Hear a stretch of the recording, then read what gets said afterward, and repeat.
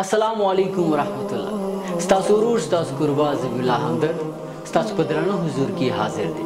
الله دې وکړي چې روغ و جوړ او خوشحاله اوسئ. زما قدرمندو خویندو ورونو، یو ځوان د بهر ملک نه خپل وطن ته راغی. د رارسېدو سره سمې د خپل پلار نه پوښتنه وکړه. وایي پلاره، دلته یو تکړه عالم کوي نو ما ته یې راوښیه. زه غواړم چې د هغې نه 3 پوښتنې وکړم، او دا 3 پوښتنې چې ما په نورو ملکونو کې د چا نه هم کړي دي نو چا سره خو بلکل جواب نشته، او که چا جواب راکړی دی نو هغه هم غلط راکړی. نو یو مشهور عالم و، ډېر علم یې درلودو. پلار یې دغه زوی هغې ته ولیږه. کله چې دا ځوان عالم ته ورغی، هغې سره کېناستو نو په خبرو سره بوخت شو. ځوان ورته وویلې، وایي ته څوک یې او ته کولی شې چې ما ته زما د 3 پوښتنو جوابونه راکړې؟ په ځان مطمئن یې؟ نو عالم ورته وویلې، وایي زه د الله جل جلاله بنده یم او ستا د کلمې ورور یم، او زه په خپل علم او په ځان مطمئن یم چې ستا د پوښتنو جوابونه تا ته درکړم، خو د الله جل جلاله په مرسته باندې. هلک خپل پوښتنو ته پیل وکړو. وایي اوله پوښتنه مې دا ده چې موږ او تاسو په دې عقیده یو چې الله جل جلاله شتون لري. ښه که هغه شتون لري وي نو کومه دی؟ ما ته یې څېره وښیه. دویمه پوښتنه مې دا ده چې قضا او قدر دا څه ته وایي؟ او دریمه پوښتنه مې دا ده چې موږ او تاسو وایو چې شیطان د اور نه پیدا دی. ښه چې د اور نه پیدا دی نو بیا به د آخرت په ورځ هغه په اور کې څنګه سوځي او هغه به د هغه دپاره عذاب وي، ځکه دا خپله د اور نه پیدا دی، نو اور به دې ته څه نقصان ورسوي؟ وایي د دې 3 پوښتنو جواب را عالم نه یو کو نه بلکې لاس یې راتاو کو، ټنګ په دې مخ یو څپېړه وواله. هلک یې تور شین راواړه. هلک ورته وایي ملا صاحب نو وایه څه لګې؟ ما خو تاله اول کې ویل که د پوښتنو جواب راکوی شي خو سم، که یې نه شي راکوی نو لاړ به شي. نو څپېړې راله ولې راکړي؟ د درد نه دې لیونی کړم. عالم ورته ویل وایه افرین.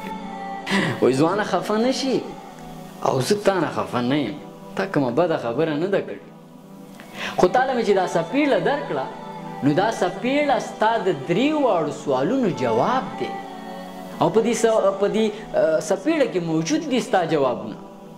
هلک ورته ویل ملا صاحب دا څنګه؟ زه پوه نه شوم، تا خو زه تور و شین کړم، نو څپېړه کې څنګه جوابونه موجود دي؟ ته ما پوه که که نه؟ عالم ورته وویلې، وایي اوله پوښتنه تا دا وکړه چې موږ او تاسو په دې عقیده لرو چې الله جل جلاله موجود دی، نو کومه دی؟ وایي موږ او تاسو په دې عقیده لرو چې درد شته. او ته ویل وایي ښه تاله چې ما څپېړه درکړه تاله یې درد وکړو؟ هغې ورته ویل او ښه سم درد یې وکړو.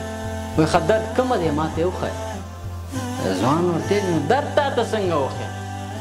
خو په مخ دې وویلم ما له درد محسوس شو که نه، او ته هم په دې پوهېږي چې ما له درد محسوس شو، نو درد تا ته څنګه وښیم؟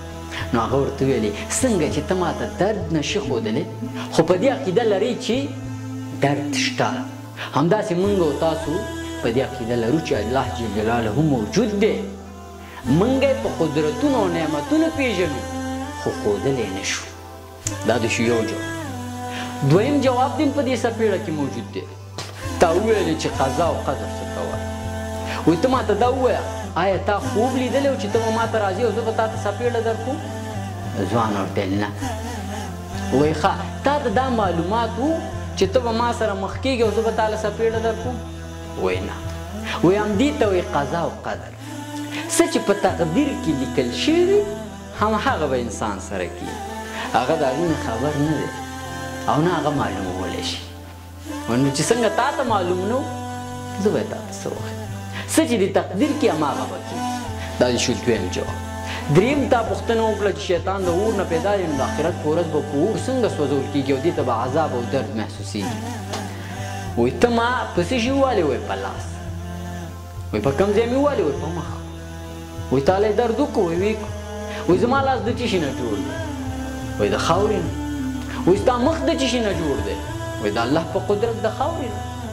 وایي نو خاوره مې په خاورې باندې وواله ولې درد درته وکړو ځکه یې درد وکړو چې دا هر څه د الله جل جلاله په قدرت کېږي د هغه په امر سره کېږي خاوره مې په خاوره وواله خو تا ته درد محسوس شو تاله درد وکړو نو همدارنګه شیطان بېشکه د اور نه پیدا دی خو که الله جل جلاله وغواړي نو د آخرت په ورځ به همدې اور شیطان ته هغه اور سخت نه سخت عذاب وګڼول شي او ورله به یې ورکړي نو دا دې شو درېیم جواب نو هلک بلکل ومنه نو قدرمندو لیدونکو د واقع نه مې هدف دا دی چې که موږ او تاسو د اسلام مبارک دین کې یو څه پوښتنه ذهن له راځي او کوو نو باید په خپلو پوښتنو کې ډېر پام وکړو بعضې پوښتنې کول موږ او تاسو کفر ته وباسي خو موږ په ځان نه پوهېږو او که یو څوک موږ نه پوښتنه وکړي او موږ ورله جواب ورکوو نو باید د هغې له فکر وکړو